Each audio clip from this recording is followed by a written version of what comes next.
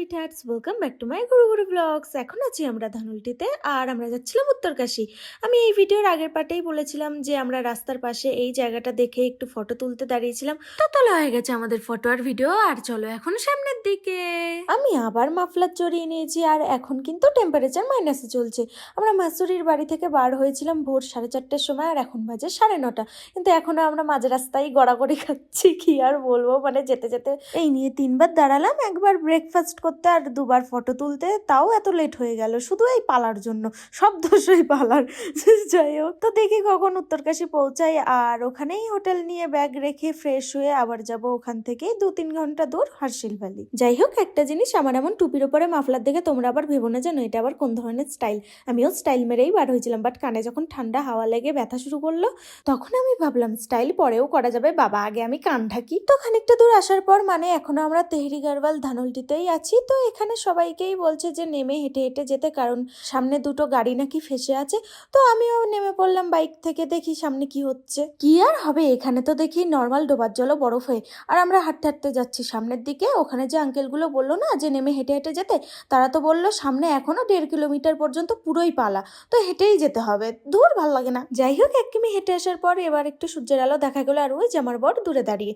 মনে হয় আর সামনে পালা নেই, কি জানি। দূর মরণদশা, পালায় এ তো দেখি শেষই হয় না। এত দূর থেকে হেঁটে আসার পর এখনো 2 মিনিটও হয়নি আমি বাইকে উঠলাম। দূর দূর আবার মনে হয় নেমে হেঁটে হেঁটেই যেতে হবে। ভালো লাগছে না ব্যাং। নামবো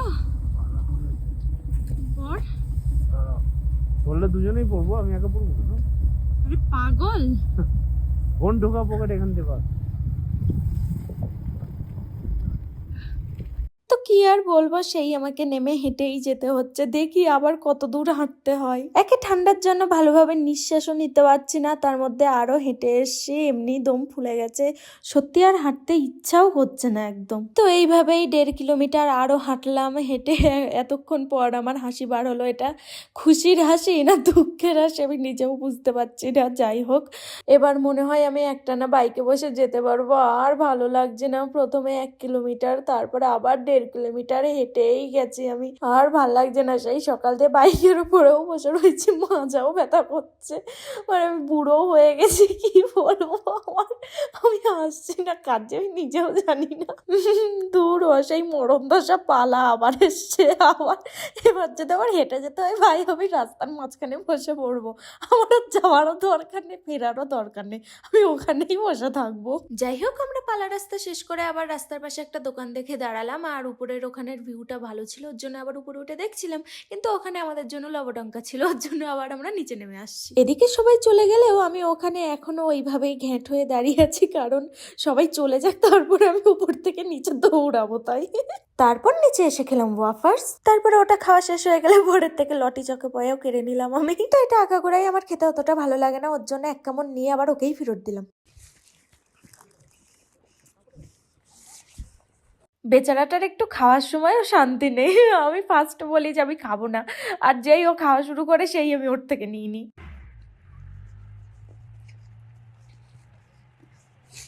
কই এদিকে আসো,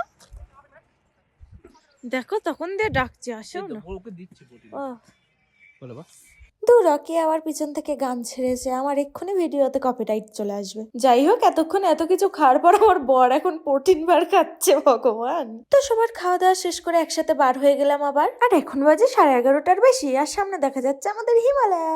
জাস্ট ভিউটা দেখো। আর এই সেই পালা, আবার পালা চলে এসে। দূর ওখান দিয়ে বার হওয়ার পর রাস্তা পুরো পরিষ্কারই ছিল। আমি ভাবলাম যে সামনেও হয়তো ক্লিনই থাকবে, তো থাকো ওর জায়গায়, আমরা যেখানে যাচ্ছি সেখানেই যাই। আর এদিকে যতই সামনের দিকে যাচ্ছি শুধু হিমালয়ই দেখা যাচ্ছে, এত সুন্দর লাগছে, মনে হচ্ছে এখানেই থেকে যাই। তো এখানে থাকলে হবে না, আর সামনে হিমালয়ান ভিউ শেষ করে শুরু হলো নদীর ভিউ।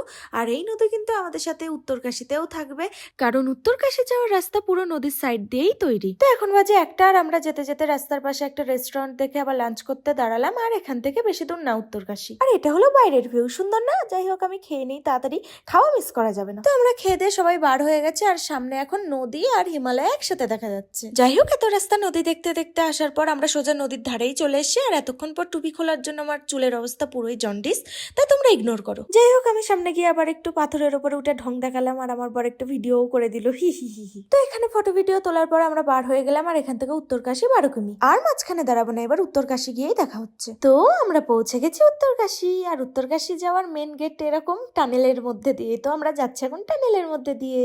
চলো, এত ট্রাভেল করার পর আমরা অবশেষে পৌঁছে গেছি উত্তরকাশী। আর এখন আমাদের খুঁজতে হবে হোটেল। চলো, অনেক হোটেল রুমস দেখার পর আমাদের একটাও পছন্দ হয়নি, কিছু না কিছু একটা প্রবলেম হচ্ছিল, তাই আমরা সোজা চলে এসেছি ধর্মশালায়। আর ওখানে আমাদের পার রুম পড়েছে 1000 টাকা করে, আর আমরা নিয়েছিলাম 3টে রুম। যাই হোক, যেখানে হোটেলে 800 টাকা করে রুম পাওয়া যাচ্ছিল, আমরা ধর্মশালায় এসে 1000 টাকা করে। তাতে কি, রুমগুলো পরিষ্কার আছে আর বাথরুমও পরিষ্কার। তো এই যে হলো আমাদের রুম, ভালোই বড়। আর আসার সাথে সাথে আমরা ঘর পুরো একদম জামা কাপড়ে ভর্তি করে ফেলেছি। এদিকে আমরা ফ্রেশ হয়ে গেছি, আর এখন একটু রেস্ট নিয়ে দেখি কখন হার্সেলের জন্য বার হই। আর একটা বিশাল ইম্পর্টেন্ট কথা, সেটা হলো এই ভিডিওটাও এই পর্যন্তই, কারণ অনেক বড় হয়ে গেছে।